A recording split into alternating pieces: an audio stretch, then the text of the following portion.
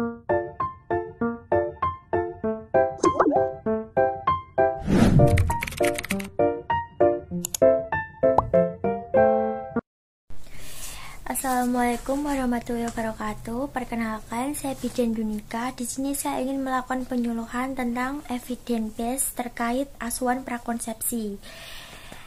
Tujuan dari penyuluhan ini tersendiri yaitu peserta dapat mengetahui persiapan pada masa prakonsepsi. Yang kedua, peserta dapat mengetahui masalah gizi pada masa prakonsepsi. Dan yang ketiga, peserta dapat mengetahui kebutuhan gizi pada masa prakonsepsi. Materi yang akan saya bawakan yaitu ada 5. Yang pertama, evidence base terkait asuhan prakonsepsi. Yang kedua, masa prakonsepsi. Yang ketiga, asuhan gizi prakonsepsi. Yang keempat, masa subur. Dan yang kelima, cara menghitung masa subur. Langsung saja ke materi yang pertama. Materi yang pertama yaitu evidence base terkait asuhan prakonsepsi. Asuhan prakonsepsi merupakan bagian dari upaya preventif dan promotif yang menjadi tombak untuk menghilangkan penyebab kematian ibu dan anak. Faktor resiko yang mempengaruhi kehamilan seseorang dapat dikurangi dengan cara mengidentifikasi faktor resiko tersebut sebelum dimulainya kehamilan. Sehingga pelayanan kesehatan pada calon pengantin yang komprehensif merupakan momen yang tepat untuk mengawali pencegahan kehamilan yang berisiko. Pelayanan kesehatan calon pengantin dilakukan secara komprehensif di Puskesmas atau BAP yang bekerjasama dengan Kementerian Agama. Pelayanan tersebut berupa screening pemeriksaan kesehatan di pelayanan kesehatan terdekat yang meliputi tes laboratorium, pemeriksaan fisik, dan konseling pranikah. Konseling pranikah yang dilakukan di Puskesmas lebih difokuskan pada persiapan prakonsepsi. Program-program asuhan prakonsepsi ini terdiri dari yang pertama, pemeriksaan fisik seperti penimbangan berat badan, pengukuran tinggi badan, pengukuran lingkar lengan atas, dan pemeriksaan tanda-tanda vital. Yang kedua, pemeriksaan laboratorium yang meliputi kadar hemoglobin, HbSAg, HIV, tes kehamilan, dan golongan darah. Dan yang ketiga, pemberian imunisasi tetanus toksoid.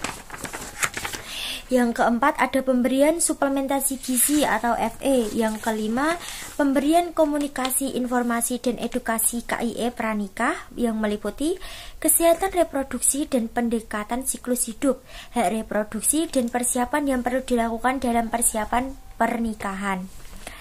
Materi yang selanjutnya, materi yang kedua yaitu masa prakonsepsi. Masa prakonsepsi ini adalah masa di mana sebelum terjadinya kehamilan, yaitu pada masa anak-anak, remaja, dan dewasa. Pada masa ini, calon ayah dan calon ibu perlu menyiapkan diri agar pada masa kehamilan, persalinan, dan bayi yang akan lahir nantinya akan dalam keadaan sehat. Baik, materi yang ketiga yaitu asuhan gizi pada masa prakonsepsi. Anjuran diet untuk masa prakonsepsi ini yaitu dengan membatasi makanan yang mengandung terlalu banyak lemak, jenuh, dan gula, menghindari vitamin A atau retinol yang berlebihan, menghindari minuman yang beralkohol, dan jangan merokok, menghindari minum kafein dalam jumlah yang berlebih seperti kopi, menghindari makanan yang mengandung mikroorganisme. Diet sehat seimbang termasuk buah dan sayur untuk mikronutrien, dan harus mengkonsumsi suplemen asam folat untuk melindungi dari defek tabung saraf. Makanan yang kaya asam folat itu seperti toge, kale, dan bayam. Sumber asam folat yang baik terdapat pada roti dan sereal, brokoli, kubis, kembang kol, kacang panjang, kacang merah, dan kacang polong. Selanjutnya, sumber asam folat yang sedang terdapat pada kentang, sebagian besar sayur, sebagian besar buah, oat, keju, susu, telur, ikan, dan daging sapi. Materi yang keempat yaitu masa subur. Masa subur adalah suatu masa dalam siklus menstruasi perempuan di mana terdapat sel telur matang yang siap dibuahi, sehingga bila perempuan tersebut melakukan hubungan seksual, maka dimungkinkan terjadinya kehamilan. Masa subur merupakan rentang waktu pada wanita yang terjadi sebulan sekali. Ovulasi terjadi sekitar 12-14 hari sebelum periode menstruasi dimulai. Rata-rata masa subur perempuan mulai terjadi pada hari ke-10 sampai hari ke-17. setelah hari pertama menstruasi.